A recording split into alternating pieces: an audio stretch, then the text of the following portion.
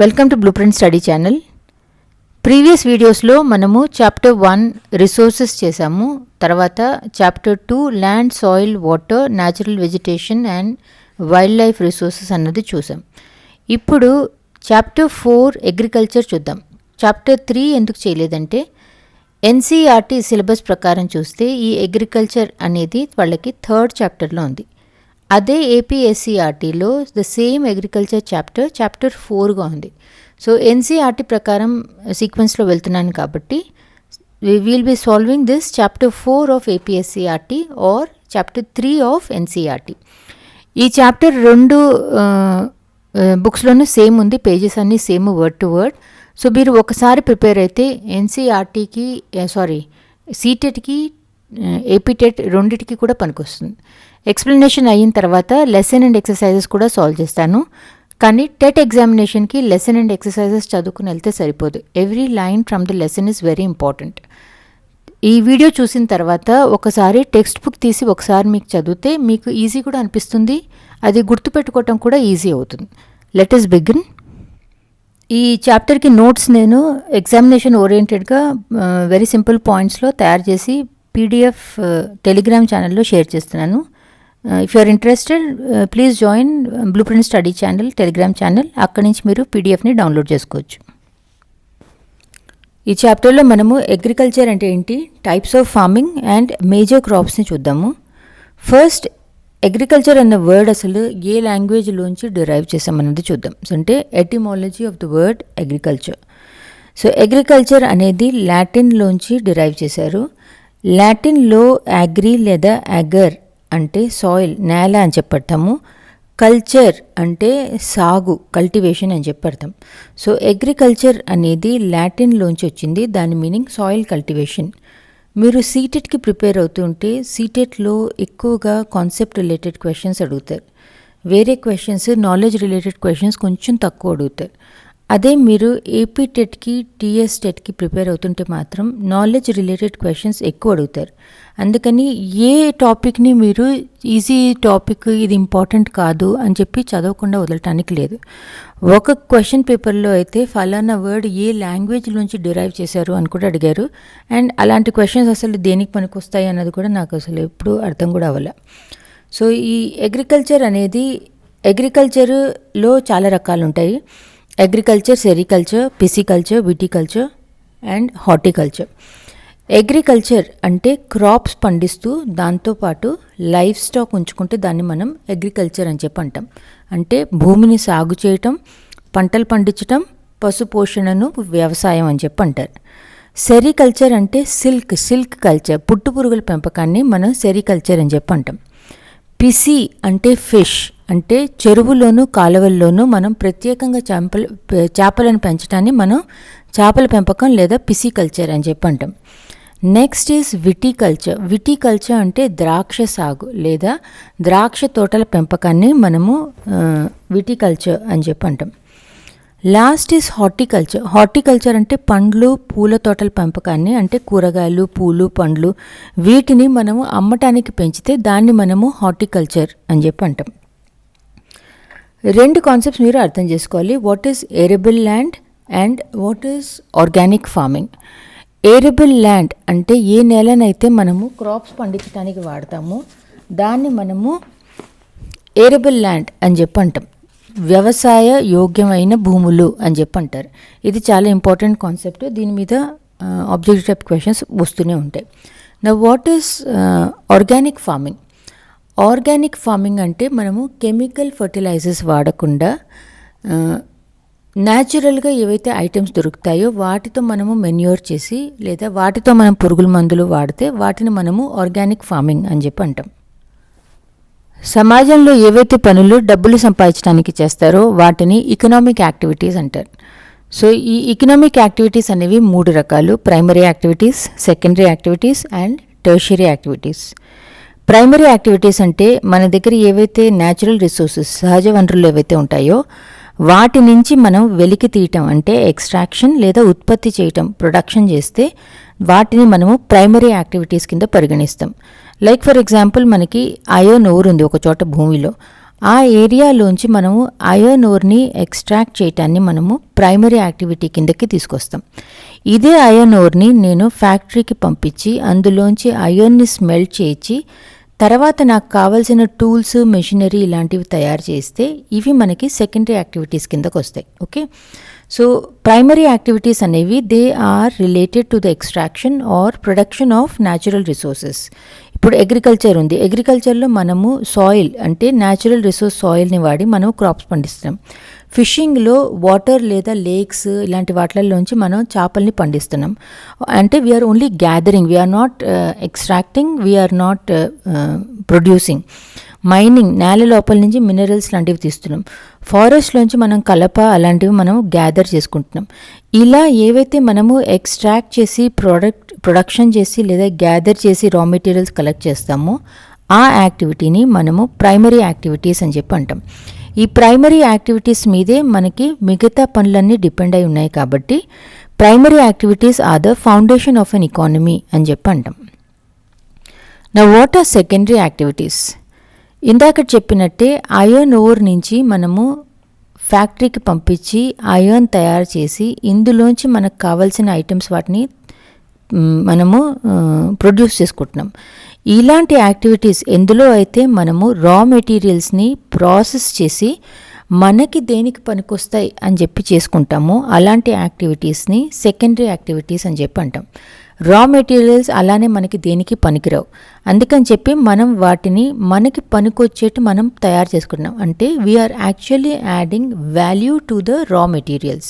So secondary activities are all those activities which involve processing of raw materials, and in this process they add value to raw materials.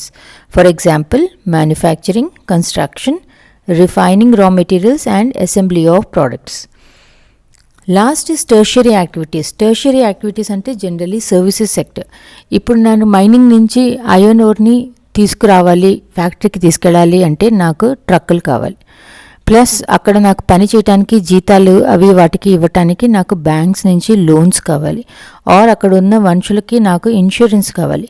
ఇలా ఇవన్నీ కూడా ఒక పని చేయటానికి మనకి సపోర్ట్గా నుంచుంటాయి. ఇలా ఏవైతే సర్వీసెస్ ఉంటాయో వీటిని మనము టెర్షియరీ యాక్టివిటీస్ అని చెప్పి అంటాం. ఈ టెర్షియరీ యాక్టివిటీస్ అనేవి ప్రైమరీ యాక్టివిటీస్ని సపోర్ట్ చేస్తాయి, సెకండరీ యాక్టివిటీస్ని సపోర్ట్ చేస్తాయి. For example transportation, retail, banking, insurance, health care, education, entertainment, hospitality ఇవన్నీ కూడా they support the tertiary sector. This is also called service sector. ఈ సర్వీస్ సెక్టర్ మూలానే మనకి ఏవైతే ప్రొడ్యూస్ అవుతున్నాయో అవి మనకి మార్కెట్ దాకా రావటం, మార్కెట్ నుంచి మన దాకా రావటం ఇవన్నీ అవుతాయి. So they facilitate the exchange of goods and services supporting the economic activities. అగ్రికల్చర్ని మనం ప్రైమరీ యాక్టివిటీ కింద చూసుకుంటాం, అంటే ప్రాథమిక రంగానికి చెందిందిగా చూసుకుంటాం. పంటలు, పళ్ళు, కూరగాయలు, పూల ఉత్పత్తి ఇవన్నీ కూడా అగ్రికల్చర్లో భాగమే. ఫుల్ వరల్డ్లో మనం చూస్తే 50% ఆఫ్ పీపుల్ ఇంకా కూడా అగ్రికల్చరే చేస్తున్నారు. అదే ఇండియాలో చూస్తే 2/3 people are still into agriculture. అందుకని చెప్పి అగ్రికల్చర్ అనేది మన దేశంలో చాలా ఇంపార్టెంట్ యాక్టివిటీ కింద తీసుకుంటాం. అగ్రికల్చర్ అనేది సరిగ్గా ఉంటుందా సరిగ్గా ఉండదా అనేది మనకి 2 ఫ్యాక్టర్స్ మీద డిపెండ్ అయి ఉంటుంది. One is topography of soil, అంటే అక్కడ నేల స్వభావం ఎలా ఉంది. సెకండ్ ఈజ్ క్లైమేట్, అంటే వాతావరణం ఎలా ఉంటుంది. ఈ రెండిటి మీదే మనకి అగ్రికల్చర్ సరిగ్గా ఉంటుందా ఉండదా అన్నది డిపెండ్ అయి ఉంటుంది. Next important topic is types of farming, సాగు పద్ధతులు. ఇందులో మనం బేసికలీ ఇది మనం ఎలా కేటగరైజ్ చేసామంటే ఆ ఏరియాలోని జోగ్రఫికల్ కండిషన్స్ ఏంటి, డిమాండ్ ఆఫ్ ప్రొడ్యూస్ ఏంటి, లేబర్ ఏంటి, టెక్నాలజీ ఏ లెవెల్లో ఉంది, అంటే భౌగోళిక పరిస్థితులు, ఉత్పత్తుల గిరాకీ, కార్మికుల లభ్యత, సాంకేతిక స్థాయిలను వీటిని అనుసరించి మనం వ్యవసాయాన్ని 2 రకాలుగా వర్గీకరించవచ్చు. So first is subsistence farming, అంటే జీవనాధార వ్యవసాయం. సెకండ్ ఈజ్ కమర్షియల్ ఫార్మింగ్ అంటే వాణిజ్య వ్యవసాయం. ఈ సబ్సిస్టెన్స్ ఫార్మింగ్లో మళ్ళీ 2 రకాలు ఉంటాయి. ఇంటెన్సివ్ సబ్సిస్టెన్స్ ఫార్మింగ్ అంటే కేంద్రీకృత జీవనాధార వ్యవసాయం. ప్రిమిటివ్ సబ్సిస్టెన్స్ ఫార్మింగ్ అంటే ఆదిమ జీవనాధార వ్యవసాయం.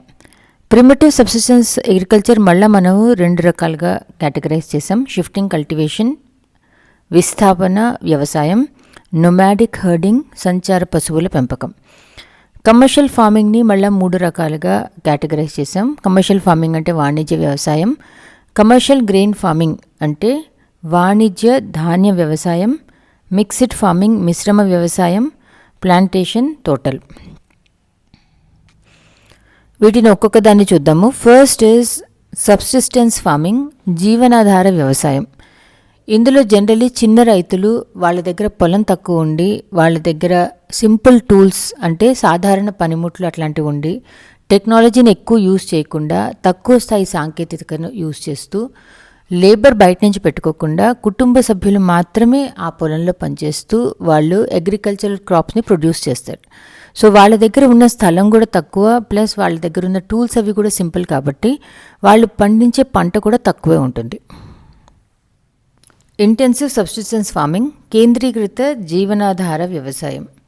ఇందులో ఇంతకుముందు చెప్పినట్టే నేను వాళ్ళ దగ్గర ఉండే ప్లాట్ ఆఫ్ ల్యాండ్ అంటే ఏదైతే ఫీల్డ్ ఉంటుందో ఆ ప్లాట్ ఆఫ్ ల్యాండ్ చాలా చిన్నగా ఉంటుంది. వాళ్ళ దగ్గర ఉండే టూల్స్ కూడా చాలా సింపుల్గా ఉంటాయి. సింపుల్ టూల్స్ అంటే సాధారణ పనిముట్లు ఉంటాయి. లేబర్ మాత్రం చాలా ఎక్కువ కష్టపడతారు, చాలా శ్రమ పడతారు. లేబర్ ఈజ్ హై, కానీ బయట నుంచి ఎవరిని ఎంప్లాయ్ చేయకుండా వాళ్ళ కుటుంబ సభ్యులే అంటే ఫ్యామిలీ మెంబర్సే ఆ పొలంలో పనిచేసి పండిస్తూ ఉంటారు. ఇలాంటి ఒక టైప్ ఆఫ్ అగ్రికల్చర్ని మనము ఇంటెన్సివ్ సబ్సిస్టెన్స్ ఫార్మింగ్ అని చెప్పి అంటాం. జనరలీ ఎక్కడైతే సూర్యరశ్మి ఎక్కువ ఉంటుందో అంటే అబండెంట్ సన్లైట్ ఉన్న చోట, ప్లస్ అక్కడ ఉన్న నేల కూడా చాలా సారవంతమైనవి అంటే ఫర్టైల్ ల్యాండ్స్ ఉన్న చోట ఇలాంటి ఫార్మింగ్ అనేది నడుస్తూ ఉంటుంది. ఈ అబండెంట్ సన్షైన్, ఫర్టైల్ ల్యాండ్స్ ఉండేసరికి వీళ్ళు మోర్ దాన్ 1 క్రాప్ వాళ్ళు సంవత్సరానికి పండించగలుగుతూ ఉంటారు. జనరల్లీ రైస్ అనేది వరి ప్రధాన పంట. ఇదే కాకుండా వీట్, ఆయిల్ సీడ్స్ అవన్నీ కూడా పండిస్తూ ఉంటారు.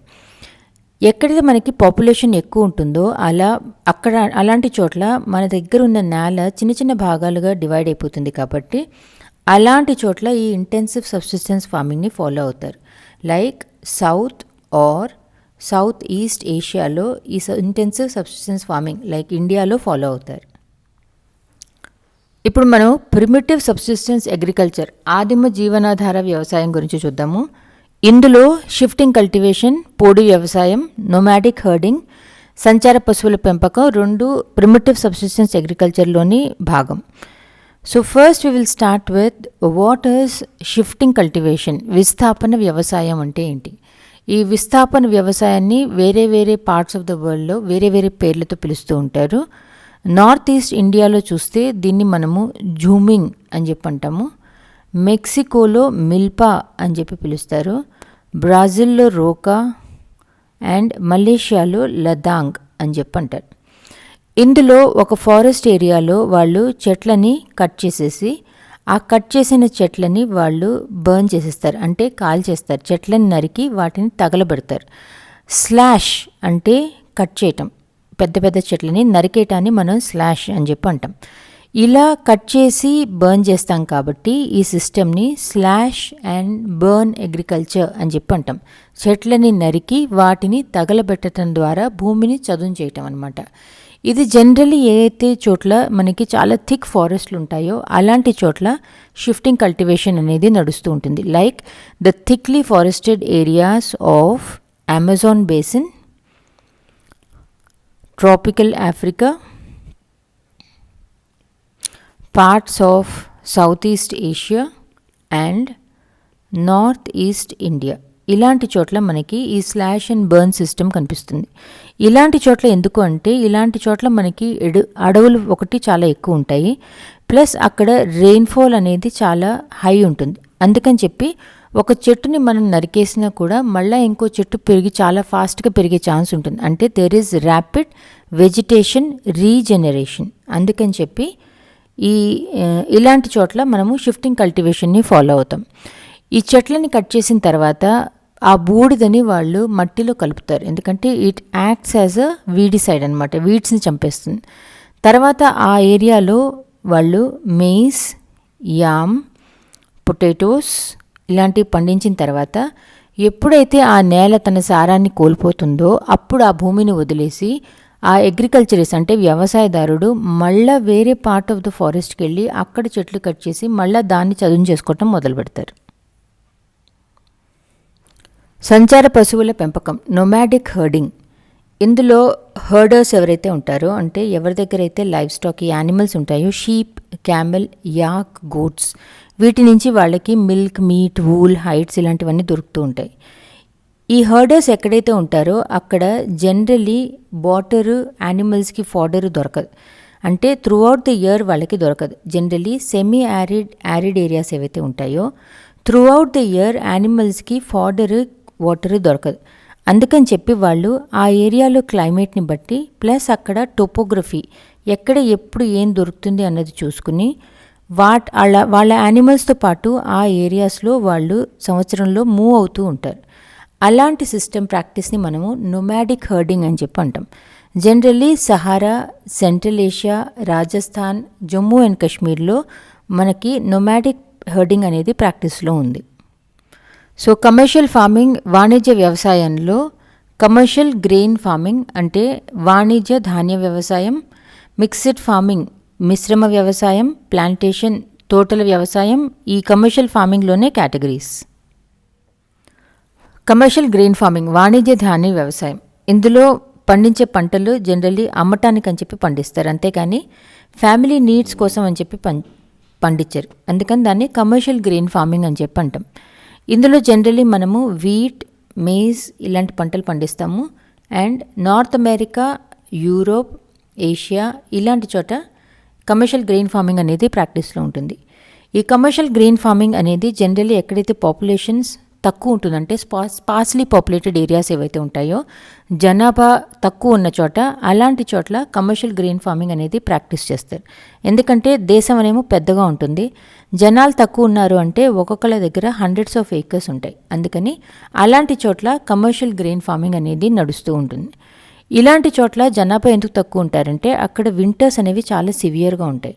సో ఈ వింటర్స్ చాలా సివియర్గా ఉండేసరికి పంట కాలం అంటే క్రాప్ పీరియడ్ కూడా చాలా తక్కువ, స్మాల్ ఉంటుంది. అందుకని చెప్పి ఓన్లీ 1 క్రాప్ మాత్రమే వాళ్ళు పండించగలరు. మిక్స్డ్ ఫార్మింగ్ మిశ్రమ వ్యవసాయం. ఇందులో పంటలే కాకుండా పంటలతో పాటు పశువుల మేత అంటే ఫాడర్ క్రాప్స్ని కూడా పండిస్తారు. సో ఫుడ్ క్రాప్స్ అదే నేల మీద, ఫాడర్ అంటే పశువుల మేత కూడా అదే నేల మీద పండిస్తూ ఉంటారు. ఈ ప్రాక్టీస్ జనరల్లీ మనకి యూరోప్లో, ఈస్టర్న్ యుఎస్ఏలో, Argentina, south east Australia, New Zealand and south ఆఫ్రికాలో కనిపిస్తుంది. ప్లాంటేషన్ అగ్రికల్చర్, తోటలు ఒక రకమైన వాణిజ్య వ్యవసాయం. అంటే plantations are a type of commercial farming. ఇందులో సింగిల్ క్రాప్ని వేస్తారు. ఆ క్రాప్ చాలా కాలం మన పొలంలో ఉండి మనకి చాలాసార్లు మనకి పంట ఇస్తుంది. సో ఫర్ ఎగ్జాంపుల్ ఇప్పుడు మనకి టీ ఉంది, లేదా coffee, sugar Kane, cashew, rubber, banana ఇలాంటివన్నీ కూడా మనకి ప్లాంటేషన్ తోటల కింద వస్తుంది. ఇందులో ఏదైతే మనకి క్యాపిటల్ మనం ఇన్వెస్ట్ చేస్తామో అది చాలా ఎక్కువ ఉంటుంది, లేబర్ కూడా చాలా ఎక్కువ ఉంటుంది. అంటే పెట్టుబడి, శ్రమ రెండు కూడా అధికంగా ఉంటాయి. ఈ ఉత్పత్తిని మనము మన పొలంలో కానీ లేదా మన పొలానికి దగ్గరలో ఏదైనా ఫ్యాక్టరీలు, కర్మాగారాలు ఉంటే అక్కడికి వెళ్ళి వాటిని మనము ప్రాసెస్ చేస్తాం. అందుకని చెప్పి ప్లాంటేషన్ ఉంది అంటే దానికి వేరే చోట్ల ఫ్యాక్టరీకి పట్టుకెళ్ళేందుకు వాటికి ట్రాన్స్పోర్ట్ నెట్వర్క్ కూడా చాలా డెవలప్ అయ్యి ఉండాలి. మేజర్ ప్లాంటేషన్స్ ఏవైతే ఉన్నాయో అవి మనకి జనరల్లీ ట్రాపికల్ రీజియన్స్లో కనిపిస్తాయి. మలేషియాలో రబ్బర్ ప్లాంటేషన్స్ ఎక్కువ ఉంటాయి, బ్రెజిల్లో కాఫీ, శ్రీలంక అండ్ ఇండియాలో మనం చూస్తే టీ ప్లాంటేషన్స్ ఎక్కువ కనిపిస్తాయి.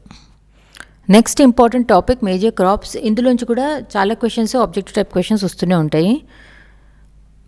క్రాప్స్లో మెయిన్ ఫుడ్ క్రాప్స్ మనకి wheat, rice, maize and millets. వీటిని మనము మామూలు ఫుడ్ క్రాప్స్ అంటే మనం రోజువారీ వాడుకునే పంటల కింద తీసుకుంటాం.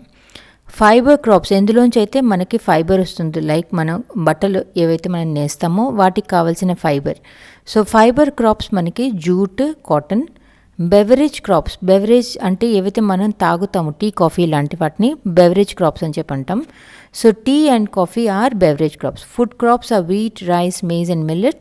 Fibre crops are jute and cotton. Beverage crops are tea and coffee. First మనం చూసేది వరి, రైస్.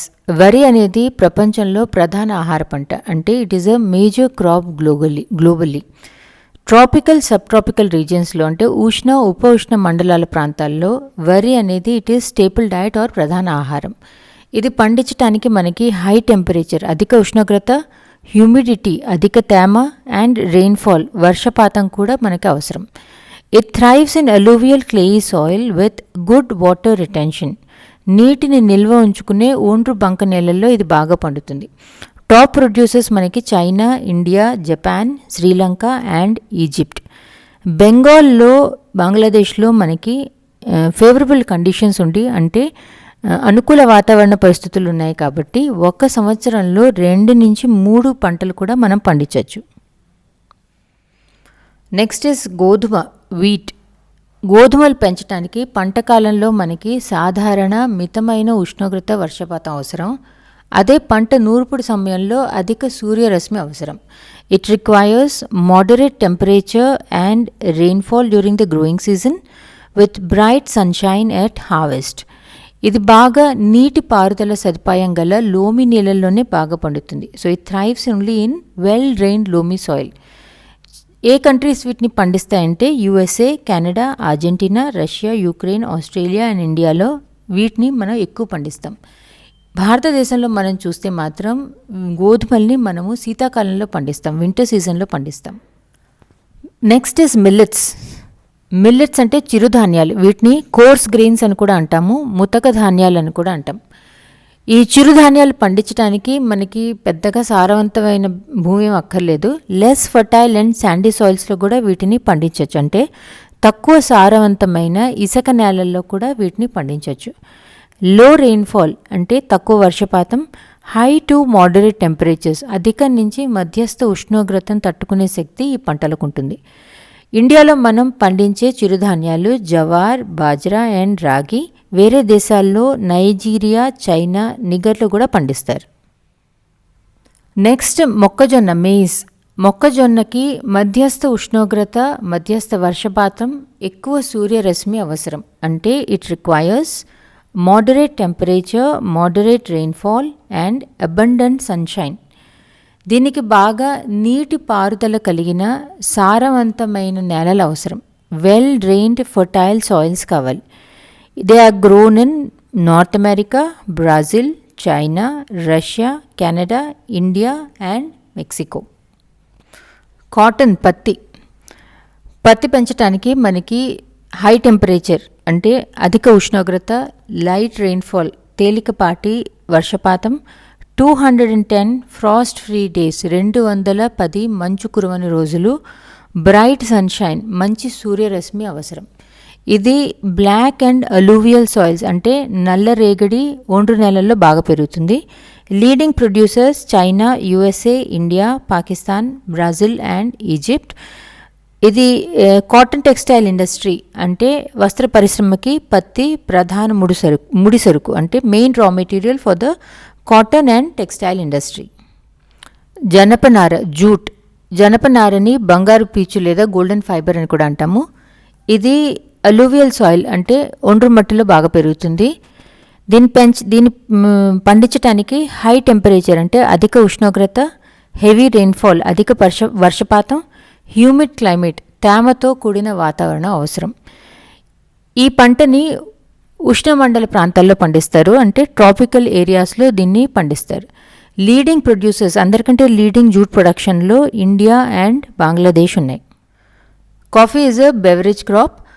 కాఫీ పంటకు వెచ్చని తడి వాతావరణం, బాగా నీటి పారుదల సౌకర్యం కల లోమి నేల అవసరం అంటే warm, wet climate and well drained loamy soil.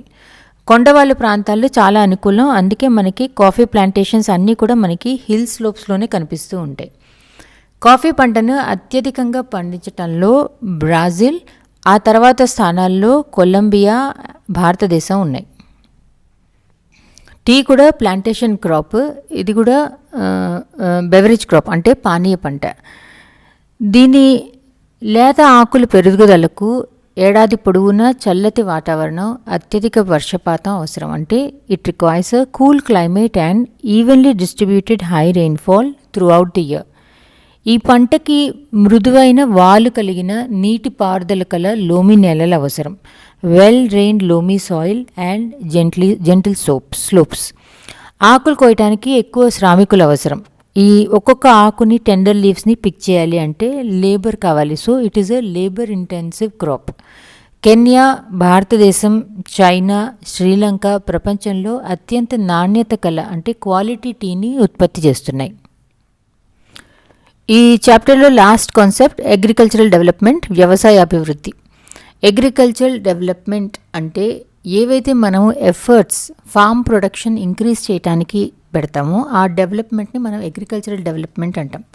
వ్యవసాయాభివృద్ధి అనేది పెరుగుతున్న జనాభా యొక్క అవసరాలు తీర్చడానికి, వ్యవసాయ ఉత్పత్తిని పెంచడానికి చేసే ప్రయత్నాలని సూచిస్తుంది. ఇది మనం ఎలా చేస్తాం? అగ్రికల్చరల్ డెవలప్మెంట్ చేయడానికి చాలా డిఫరెంట్ వేస్ ఉంటాయి. One is increasing the cropped area, అంటే మన పంట విస్తీర్ణాన్ని పెంచటం. The number of crops grown అంటే పండించే పంటల సంఖ్యను కూడా పెంచటం. ఇంప్రూవింగ్ ఇరిగేషన్ ఫెసిలిటీస్ నీటి పారుదల సౌకర్యాలని మెరుగుపరచడం. యూజ్ ఆఫ్ ఫర్టిలైజర్స్ ఎరువుల వాడకం. High yielding variety of seeds అధిక దిగుబడినిచ్చే వివిధ రకాల విత్తనాలని వాడటం. ఇవి మనకి these are some of the ways దేనివల్ల అయితే మనము అగ్రికల్చరల్ డెవలప్మెంట్ అన్నది మనం సాధించవచ్చు. ఇది ఒక్కటే కాకుండా లాస్ట్లో మెకనైజేషన్ ఆఫ్ అగ్రికల్చర్ అంటే యాంత్రీకరణ కూడా మనం అగ్రికల్చర్లో డెవలప్మెంట్ని సూచించే మరొక అంశం. అగ్రికల్చర్ డెవలప్మెంట్ మనం ఎందుకు కావాలనుకుంటున్నాం? What is the ultimate aim of agricultural development? The ultimate aim of agricultural development is to increase food security. Food security అంటే అన్ని సమయాల్లో అందరికీ కూడా తగినంత, అంటే how much is needed for their good health, అలాంటి పౌష్టిక ఆహారాన్ని అందుబాటులో ఉన్నప్పుడు ఫుడ్ సెక్యూరిటీ ఉంది అని చెప్పి అంటాం. సో అగ్రికల్చరల్ డెవలప్మెంట్ అనేది we are trying to do it so that we can increase the food security for our population. Lesson and exercises. First question, వ్యవసాయం అంటే ఏంటి? What is agriculture? వ్యవసాయం అనేది it is a primary activity. ఎందులో అయితే మనము సాయిల్ని use చేసి మనము క్రాప్స్, ఫ్రూట్స్, వెజిటబుల్స్ ఇలాంటివి పండిస్తాం. లేదు అంటే మనము అక్కడ లైఫ్ స్టాక్ని కూడా మనం రేర్ చేసుకుంటూ ఉంటాం. అగ్రికల్చర్ అన్న వర్డ్ లాటిన్లోంచి డిరైవ్ చేశారు. ఎగ్గర్ అంటే సాయిల్, కల్చర్ అంటే cultivation. Okay, 1 second. Now second question, వ్యవసాయాన్ని ప్రభావితం చేసే అంశాలని పేర్కొనండి. Name the factors influencing agriculture. అగ్రికల్చర్ని 2 ఫ్యాక్టర్స్ ఇన్ఫ్లుయెన్స్ చేస్తాయి. అక్కడి సాయిల్ ఫర్టిలిటీ ఎలా ఉంది, ప్లస్ ఆ ఏరియాలో క్లైమేట్ ఎలా ఉంది, అంటే ఎండగా ఉంటుందా, వానగా ఉంటుందా, స్నో పడుతుందా, దాన్ని బేస్ చేసుకుని అక్కడ మనం ఏం చేయగలము అన్నది డిసైడ్ అయి ఉంటుంది. సో వ్యవసాయాన్ని ప్రభావితం చేసే అంశాలు soil and climate. Third question, విస్థాపన సాగు అంటే ఏంటి, దానివల్ల కలిగే నష్టాలేంటి? What is shifting cultivation, what are its disadvantages? Shifting cultivation అనేది it's a type of farming. ఇందులో మనము చెట్లని నరికి కాల్చి ఆ ఖాళీ చేసిన ప్రదేశంలో మనము పంటలు పండిస్తూ ఉంటాం. సో దీన్ని మనము స్లాష్ అండ్ బర్న్ అగ్రికల్చర్ అని కూడా అంటాము. దీనివల్ల కలిగే నష్టాలు, మనము పెద్ద పెద్ద చెట్లని నరికేస్తున్నాం కాబట్టి డీఫారెస్టేషన్ అయిపోతుంది. చెట్లు కట్ చేసేసరికి టాప్ సాయిల్కి కవరింగ్ ఉండదు కాబట్టి సాయిల్ ఇరోషన్ అన్నది అవుతూ ఉంటుంది. చెట్లను కాలుస్తున్నాం కాబట్టి పొల్యూషన్ కూడా ఎక్కువ ఉంటుంది. తోటల వ్యవసాయం అంటే ఏంటి? తోటల వాట్ ఈస్ ప్లాంటేషన్? ప్లాంటేషన్ అనేది it is a type of commercial farming. ఇందులో అయితే మనము ఓన్లీ సింగిల్ క్రాప్ పండిస్తాం, like tea, coffee, sugar cane, cashew, rubber, banana, cotton. ఒకసారి మనము ఆ చెట్లను పెట్టిన తర్వాత కాపు చాలాసార్లు వస్తుంది. ఈ ప్లాంటేషన్స్లో మనకి లేబర్, క్యాపిటల్ రెండు కూడా ఇంటెన్సివ్గా ఉంటాయి, అంటే ఎక్కువ ఇన్వెస్ట్మెంట్ ఉంటుంది. జనరల్లీ మనం పండించిన దాన్ని దగ్గరున్న ఫ్యాక్టరీస్కి పట్టుకెళ్ళి అక్కడ ప్రాసెస్ చేయిస్తాము. సో ఫ్యాక్టరీస్ అన్నా దగ్గర ఉండాలి, లేకపోతే ట్రాన్స్పోర్ట్ నెట్వర్క్ అన్నా చాలా డెవలప్ అయి ఉండాలి. 5th క్వశ్చన్, నార పంటల పేర్లు, వాటికి అవసరమైన వాతావరణ పరిస్థితులని పేర్కొనండి. సో 2 మేజర్ ఫైబర్ క్రాప్స్, నార పంటలు అంటే ఫైబర్ క్రాప్స్ కాబట్టి జూట్ అండ్ కాటన్. ఓకే, జూట్కి ఎలూవియల్ సాయిల్ కావాలి, high temperature, high rainfall, humid climate. కాటన్కి high temperature, light rainfall, 210 frost free days and proper sunshine కావాలి. క్వశ్చన్ నెంబర్ 2, సరైన సమాధానాన్ని టిక్ చేయండి. హార్టికల్చర్ అంటే పండ్లు కూరగాయలు పండించటం, ఆదిమ వ్యవసాయం, గోధుమల్ని పండించటం. సో హార్టికల్చర్ అంటే growing of fruits and vegetables, primitive farming growing of wheat, పండ్లు కూరగాయల్ని పండించడం అంటే growing of fruits and vegetables. Golden fibre దేనిని సూచిస్తుంది? Golden fibre refers to tea, cotton, jute. తేయాకు, పత్తి, జనపనార. గోల్డెన్ ఫైబర్ అంటే జనపనార, జూట్. కాఫీ ఉత్పత్తి చేసే ప్రముఖ దేశం బ్రెజిల్, భారతదేశం, Russia. Leading producers of coffee Brazil, India, Russia. Coffee ఉత్పత్తి ఇస్ బ్రెజిల్. కారణాలు తెలియజేయండి. Question number 1, in India agriculture is a primary activity. భారతదేశంలో వ్యవసాయం ఒక ప్రాథమిక కార్యకలాపం. ప్రైమరీ యాక్టివిటీ అంటే ఏంటనుకున్నాం మనం? ప్రైమరీ యాక్టివిటీ అంటే రా మెటీరియల్స్ లాగా మనం ఏవి వాడతామో అవి మనకి ప్రైమరీ యాక్టివిటీ నుంచి వస్తాయి. అంటే మన న్యాచురల్ రిసోర్సెస్ని వాడి మనం ఏవైతే బయటికి తీస్తామో, లైక్ ఫిషింగ్ చేసి ఫిష్ తీస్తాము, మైనింగ్ చేసి మనకు కావాల్సిన మినరల్స్ అవి తీస్తాము, అగ్రికల్చర్లో మనము సాయిల్ని వాడి మనం క్రాప్స్ పండిస్తాము, ఫారెస్ట్లోంచి ఫ్రూట్స్, వెజిటబుల్స్ ఇలా మనకి హనీ గ్యాదర్ చేస్తాము. ఇలాంటి యాక్టివిటీస్ని మనము ప్రైమరీ యాక్టివిటీస్ అని చెప్పి అన్నాం. అగ్రికల్చర్లో అంటే వ్యవసాయంలో మనము న్యాచురల్ రిసోర్స్ సాయిల్ని వాడి పంటలు పండిస్తున్నాం కాబట్టి దాన్ని మనము ప్రాథమిక కార్యకలాపం లేదా ప్రైమరీ యాక్టివిటీ అని చెప్పి అన్నాం. ఇండియాలో ఇది చాలా ఇంపార్టెంట్, ఎందుకంటే 2/3 of population of India is still dependent on agriculture. Second, వివిధ ప్రాంతాల్లో వివిధ పంటలు పండిస్తారు. Different crops are grown in different regions. ఎందుకంటే ఒక్కొక్క చోట ఒక్కొక్కలాగా ఉంటుంది టోపోగ్రఫీ. అంటే ఒక చోట కొండలాగా ఉంటుంది, ఒక చోట ప్లెయిన్స్ ఉంటాయి, ఒక చోట డెజర్ట్ ఉంటుంది. సో టోపోగ్రఫీ ఎలా ఉంది అని దాన్ని బేస్ చేసుకుని సాయిల్ ఫర్టిలిటీ ఎలా ఉంది, ఆ ఏరియాలోని క్లైమేట్ ఎలా ఉంది, ఆ జనాల లైఫ్ స్టైల్, వాళ్ళ కస్టమ్స్ అవిని బేస్ చేసుకుని వాళ్ళకి ఏం కావాలి, వీటన్నిటిని బేస్ చేసుకుని ఒక్కొక్క చోట ఒక్కొక్క టైప్ ఆఫ్ క్రాప్స్ని పండిస్తారు. సో డిఫరెంట్ ప్లేసెస్లో మనకి వివిధ ప్రాంతాల్లో వివిధ పంటల్ని మనం పండిస్తాం. Question number 4. 1 second, let me rub this a little. Okay. ప్రాథమిక కార్యకలాపాలు, తృతీయ కార్యకలాపాలకి డిఫరెన్స్ ఏంటి? ప్రైమరీ యాక్టివిటీస్కి సెకండరీ యాక్టివిటీస్కి ఏంటి డిఫరెన్స్? ప్రైమరీ యాక్టివిటీస్ ఇందాక చెప్పాను. ఇప్పుడు టర్షియరీ యాక్టివిటీస్ అని చెప్పి అంటున్నారు. టర్షియరీ యాక్టివిటీస్ అంటే it is the service sector like transportation, insurance, banking, education, hospitality. ఇవన్నీ మనకి టర్షియరీ సెక్టర్ కిందకు వస్తాయి. ఈ టర్షియరీ సెక్టర్ ఆర్ యాక్టివిటీస్ అనేవి ప్రైమరీ యాక్టివిటీస్ని, సెకండరీ యాక్టివిటీస్ని రెండింటినీ కూడా సపోర్ట్ చేస్తాయి. సెకండ్, జీవనాధార వ్యవసాయం, అంతర్గత వ్యవసాయం. సబ్సిస్టెన్స్ ఫార్మింగ్, ఇంటెన్సివ్ ఫార్మింగ్కి డిఫరెన్స్ ఏంటి?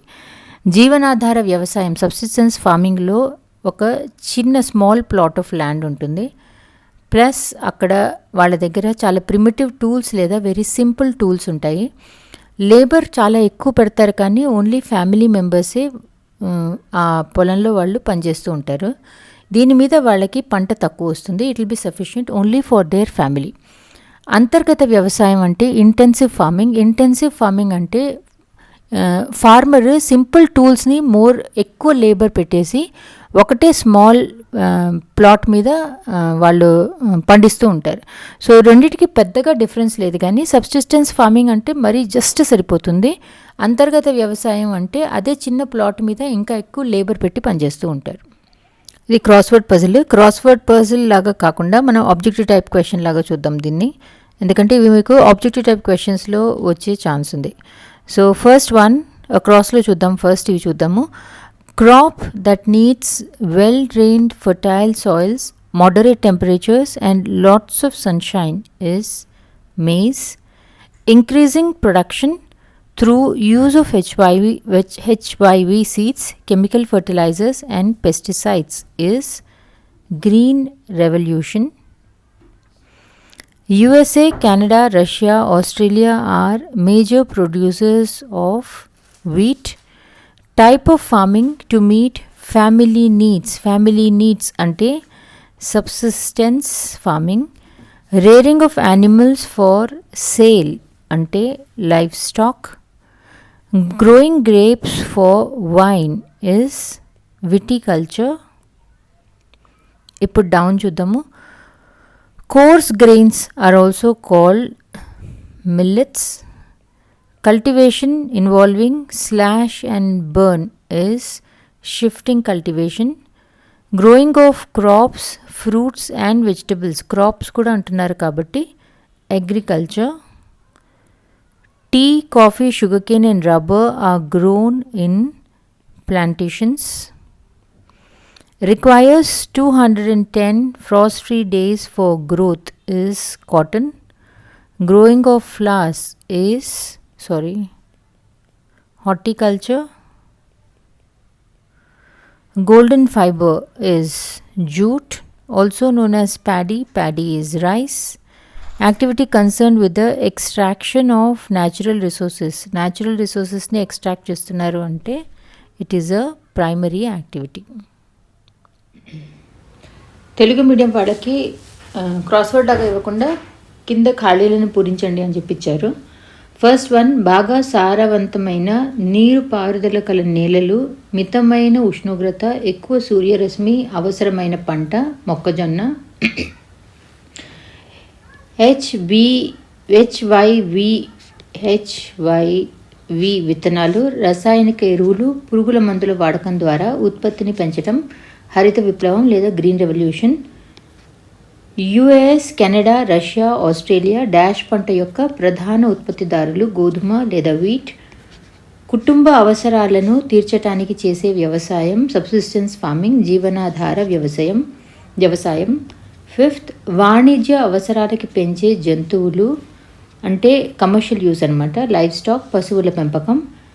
సిక్స్త్, ద్రాక్షతో డాష్ తయారు చేస్తారు. ఇది ఎక్కడుందో పుస్తకంలో నాకు అర్థం కాలేదు. ద్రాక్షతో వైన్ తయారు చేస్తారు. They should have asked what is viticulture. ముతక ధాన్యాలను చిరుధాన్యాలు అని కూడా అంటారు. స్లాష్ మరియు బర్న్తో కూడిన సాగు విస్థాపన వ్యవసాయం లేదా షిఫ్టింగ్ కల్టివేషన్. పండ్లు, కూరగాయల పెంపకం హార్టికల్చర్. తేయాకు, కాఫీ, చెరుకు, రబ్బరు తోటల్లో అంటే ప్లాంటేషన్స్లో పండుతాయి. 210 రోజులు మంచు లేని రోజులు పత్తి కాటన్ పంటకు అవసరం. పూల పెంపకం ఫ్లోరికల్చర్. గోల్డెన్ ఫైబర్ని జనపనార జూట్ అని కూడా అంటారు. వరిని ప్యాడీ, రైస్ని ప్యాడీ అని కూడా అంటారు. సహజ వనరులను వెలికి తీయటాన్ని ప్రాథమిక కార్యకలాపం ప్రైమరీ యాక్టివిటీ అని చెప్పి అంటారు.